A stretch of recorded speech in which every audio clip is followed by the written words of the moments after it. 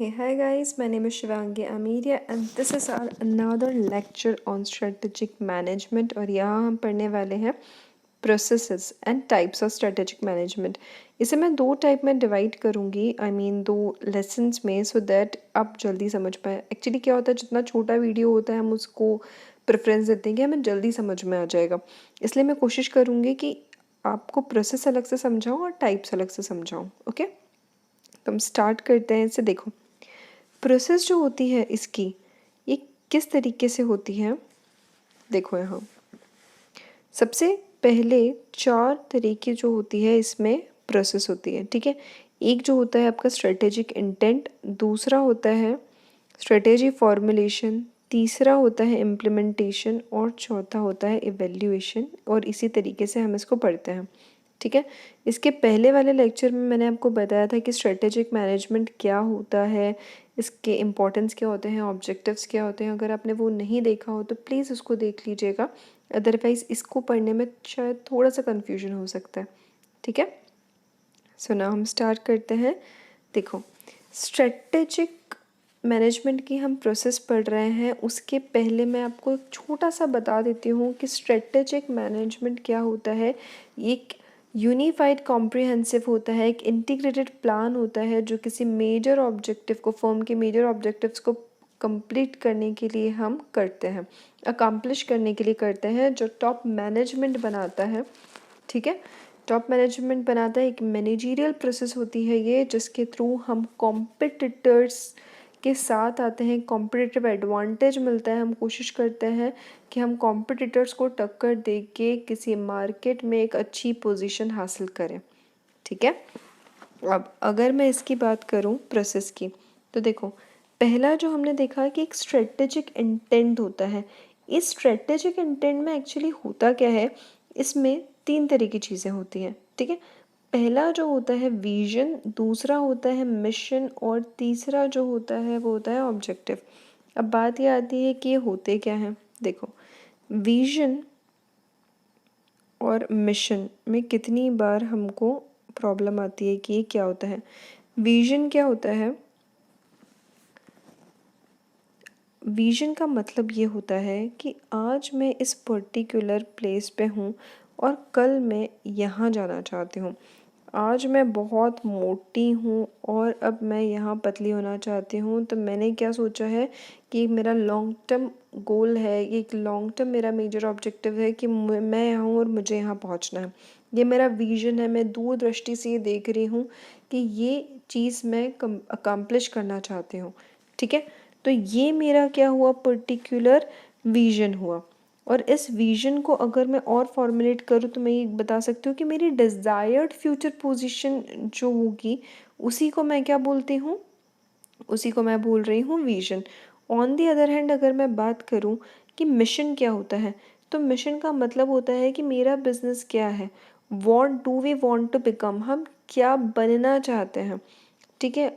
क्या unique scopes purpose होंगे उस चीज़ को पाने के लिए, क्या एक इमेजिनरी चीज़ होगी, क्या बिजनेस की फ़िलॉसफी होगी, फर्म के खुद के सेल्फ कंसेप्ट्स क्या होंगे, ठीक है। और ये सारी चीज़ें रीज़न ऑफ एग्जिस्टेंस तक हमको क्या कौन बता रहा है, ये हमको बता रहा है स्ट्रेटेजिक इंटेंट जो है विजन, वो हमें बता रहा है, ठीक है। अब देखो, विजन के बाद एक और चीज़ होती है ऑब्जेक्टिव। सबसे बड़ा होता है विजन, फिर होता है मिशन, उसके बाद होता है ऑब्जेक्टिव। ये ऑब्जेक्टिव्स जो होते हैं वो छोटे छोटे टास्क होते हैं जो हमें अकम्प्लिश करने होते हैं। देखो, पहला तो हमें समझ में आ गया कि एक स्ट्रेटेजिक इंटेंट है। दूसरा जो होता है वो होता है स्ट्रेटेजिक फॉर्मुलेट करना। जब आप विजन, मिशन और ऑब्जेक्टिव्स बना लोगे तो सेकंड पॉइंट जो होगा वो आपका स्ट्रेटेजी को फॉर्मुलेट करना पड़ेगा। Firm must be aware, firm को अवेयर होना चाहिए उसकी स्ट्रेंथ क्या है, वीकनेस क्या है, अपॉर्चुनिटी और थ्रेट्स क्या क्या है। और इसलिए स्ट्रेटेजी फॉर्मुलेट करने के लिए सबसे पहले उसे ज़रूरत होती है स्वॉट एनालिसिस करने की, ठीक है। इसमें क्या होता है, ये एनालाइज करती है और अटेंशन करती है कि क्या स्ट्रेंथ, वीकनेस और अपॉर्चुनिटी थ्रेट हो सकते हैं। स्ट्रेंथ का मतलब क्या आएगा, वो स्ट्रॉन्ग पॉइंट किसी ऑर्गेनाइजेशन के जिसे स्ट्रेंथ कहा जाएगा वो क्या होंगे, कोई भी, कितने आपके जो एम्प्लॉय हैं कितने ट्रेंड हैं, कितना इफ़िशिएंट आपका पर्सोनल है, क्या क्वालिटी प्रोडक्ट्स आप दे रहे हैं, रीज़नेबल प्राइस पे है कि नहीं, वो स्ट्रॉन्ग फाइनेंशियल पोजीशन है कि नहीं आपकी, एफिशिएंट मार्केटिंग नेटवर्क है कि नहीं, well organise research and department है कि नहीं। अगर ये सब है तो मैं इसे बोल सकती हूँ कि ये स्ट्रेंथ है। ये मैंने कुछ चीज़ें बताई, हो सकता है कुछ और भी उसके चीज़ें हों, तो वो सब चीज़ें किस में आएगी, वो सब चीज़ें आएंगी आपकी स्ट्रेंथ में। दूसरी जो चीज़ें होती है स्ट्रेंथ के बाद, दूसरा होता है वीकनेस। वीकनेस वाले पॉइंट क्या हो सकते हैं, हर ऑर्गेनाइजेशन सफ़र करता है, कुछ पॉइंट पे कुछ ऑब्स्टिकल्स आ जाते हैं किसमें वो ऑब्सोलेट हो जाते हैं, जैसे कि पुरानी मशीनरी हो गई, जो आपका मैनेजमेंट है वो इनएफिशिएंट है, वीक फाइनेंशियल पोजीशन है, लार्ज स्पान ऑफ कंट्रोल है, या पुअर क्वालिटी है आपके प्रोडक्ट की, तो ये सब चीज़ें आपकी वीकनेस में आ सकती है। वहीं अगर मैं अपॉर्चुनिटी की बात करूं तो अपॉर्चुनिटी आर इंटायरली एक्सटर्नल होते हैं बिजनेस एनवायरनमेंट के। Opportunities do not come every time and the management must exploit them to make profit without any delay. उसे देखना पड़ेगा कि उसके लिए क्या क्या अपॉर्चुनिटी, कितने डोर्स खुले हैं, ये अपॉर्चुनिटीज़ कहाँ से आएंगी। It may be possible it can arise from the government, it may be possible, अब गवर्नमेंट में कैसे, जैसे उन्होंने टैक्स रिलेटेड कुछ आपको दे दिया कि यार आपको इस पर्टिकुलर फील्ड में अगर आप काम करोगे, जैसे रूरल और अर्बन एरियाज जो होते हैं, तो रूरल में अगर आप काम करोगे तो वहाँ पर आपको ज़्यादा टैक्स बेनिफिट मिल सकता है।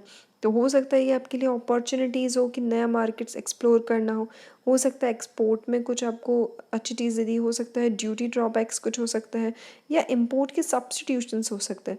तो कोई भी ऑर्गेनाइजेशन इमीडिएटली ट्राई करेगी कि वो एडवांटेज ले वो सारी अपॉर्चुनिटीज़ का, उसकी एक्टिविटीज़ को डाइवर्सिफाई करके। अल्टरनेटेड टॉप जो मैनेजमेंट होता है वो जज करता है अवेलेबल अपॉर्चुनिटीज़ क्या है, ये भी काम किसका है, टॉप मैनेजमेंट का, और वो एडवांटेजेस लेता है बिना किसी डीले के उन सब चीज़ों का। ऑन दी अदर हैंड तीसरा जो आता है वो थ्रेट। थ्रेट का मतलब होता है डर। किस तरह का डर, ये भी एक तरीके से एक्सटर्नल है। देखो आपने जो पढ़ा है एस और डब्ल्यू, स्ट्रेंथ और वीकनेस, ये इंटरनल टू द ऑर्गेनाइजेशन होगा, और ऑन दी अदर हैंड जो आप अपॉर्चुनिटी और थ्रेट पढ़ रहे हैं ये क्या होगा, ये एक्सटर्नल होगा। ये किस तरीके से काम करता है, it is right to say that कि liberalisation in India has opened up many new areas. उसने बोला तो है but it also brought but many threats to existing business units. ठीक है, लिबरलाइजेशन के आने के बाद कितनी ही कंपनियां हैं जो एग्जिट हो गई है, उन्होंने बिजनेस ही ख़त्म कर लिया है इंडिया में से।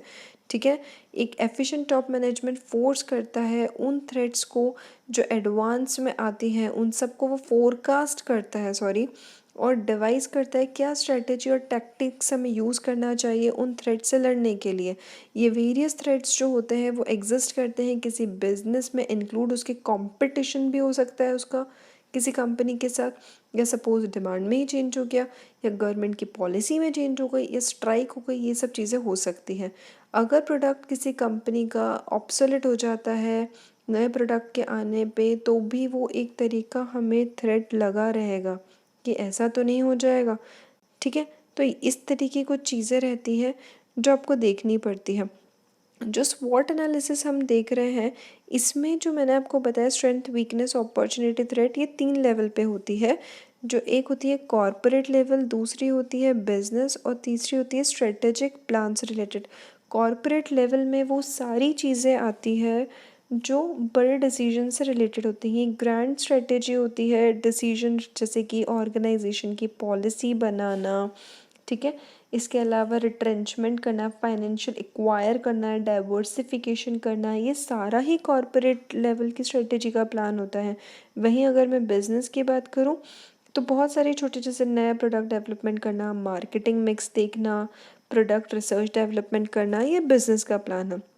और जो दूसरी स्ट्रेटेजी ऑपरेशनल लेवल पे बनाते हैं वो दूसरी दूसरी चीज़ें में इंक्लूड होगी, स्ट्रेटेजिक प्लान्स होंगे। तो हमें समझ में आया कि स्ट्रेटेजिक इंटेंट क्या होता है और स्ट्रेटेजी फॉर्मुलेट कैसे होती है। एक बड़ा विजन देख के आप किस तरीके से स्ट्रेटेजिक फॉर्मुलेट करते हो ये हमने फॉर्मुलेशन में देखा। अब देखो आपने क्या करा, स्ट्रेटेजी को बना ली, ठीक है, सोच लिया, उसको फॉर्मुलेट कर लिया। तीसरी जो चीज़ आती है उसको इम्प्लीमेंट करना। ये इम्प्लीमेंट कैसे होगी, तो ये इन्वॉल्व करते हैं n numbers of administrative of operation decision. ये बहुत ही इम्पॉर्टेंट कंपोनेंट होता है जिसमें आपको ये देखना पड़ता है कि रिसोर्स को आपको इम्प्लीमेंट करना है, ऑर्गेनाइजेशन को भी इम्प्लीमेंट करना है और फंक्शन को भी। ठीक है, तो इसको करने के लिए जैसे मैंने बताया कि प्रोजेक्ट बनाना पड़ेगा, प्रोसीजर्स आपको बनानी पड़ेंगी इस रिलेटेड। ठीक है, रिसोर्स एलोकेट करना पड़ेगा, मतलब आपको देखना पड़ेगा कि सारे available resource for example human, financial, material, technologies must be made available at the right time at right place. इसके अलावा there must be a right man at the top and responsible position. वो human resource must be possess required quality, skills और talent उसके पास possess होना चाहिए, तो जाके क्या होगा, ये रिसोर्स एलोकेट आप कर पाओगे। बिहेवियर और स्ट्रक्चर एलोकेशंस भी आपको करनी पड़ेगी, आप इसका भी आपको ध्यान रखना पड़ेगा कि वो सब चीज़ें जो हो प्लेस पे हो। ऑर्गेनाइजेशन में इम्प्लीमेंटेशन किस तरीके से होगा, सुटेबल ऑर्गेनाइजेशन नेसेसरी होगा उसके लिए कि बहुत सारे इफ़ेक्टिव इम्प्लीमेंटेशन वो करे और डिफरेंट डिफरेंट चीज़ें उसमें इन्वॉल्व करे। ठीक है, इसके अलावा फंक्शनल पॉलिसीज़ भी होती है जिसमें अलग अलग डिपार्टमेंट की पॉलिसीज़ होती हैं और उनको कंसीडर करना बहुत ज़्यादा ज़रूरी होता है। एट द एंड जो फोर्थ आपकी स्टेप होती है वो होती है स्ट्रेटेजिक इवैल्यूएशन। आपने क्या करा, इम्प्लीमेंट तो कर लिया, कौन कौन से प्रोजेक्ट होने चाहिए, किस तरीके से प्रोसीजर होना चाहिए, मेरे पास एलोकेशन ये है, मेरा स्ट्रक्चर ये होना चाहिए, चीज़ें टॉप से बॉटम जाएगी और पहले ये इसको देखेगा, फिर ये इसको देखेगा, फिर ये मेरे पास आएगी। आपने पूरा एक स्ट्रक्चर डिज़ाइन कर लिया है कि आपको किस तरीके से काम करना है। और बिहेवियरल अप्रोच भी आपने देख लिया, आपको ने ये भी देख लिया है कि आपको सेंट्रलाइजेशन चीज़ें रखनी है, डिसेंट्रलाइजेशन करनी है, आपने सारी चीज़ें देख ली। पर उसके बाद एक जो लास्ट चीज़ आती है वो होती है इवैल्यूएट करना। ध्यान रखना, इवैल्यूएशन करना बहुत ज़्यादा ज़रूरी है, क्योंकि अगर आप इवैल्यूएट करोगे तो ही आप कंट्रोल कर पाओगे ना परफॉर्मेंस। अब ये क्यों करी जा रही है, बिजनेस कंडीशन कितनी बार ऐसा होता है कि वो चेंज होती है and it resulting in needs of evaluation of existing strategy को एवेल्यूएट करना बहुत ज़रूरी है और प्लान करना भी बहुत ज़रूरी है कि किस तरीके से न्यू एडवांटेज जो है उस चेंजिंग कंडीशन पे अप्लाई हो सकेंगे। ठीक है, अगर आप प्रॉपर एवेल्यूएशन करोगे तो क्यों कर रहे हो और किस लिए ज़रूरी है, पहले जैसे कि मैंने बताया कि परफॉर्मेंस को कंट्रोल करने के लिए ये प्रोवाइड करता है, आपको फीडबैक प्रोवाइड करता है कि किस तरीके से स्ट्रेटेजिक पॉलिसीज़ फॉलोड करी गई थी पहले। ये आपको ये भी बताता है कि किस तरीके से आपको एम्प्लॉय को मोटिवेट करना है, प्रमोशन या डिमोशन करना है, रिवॉर्ड देना है बेस्ड ऑन एवेल्यूएशन पॉलिसीज़ पे।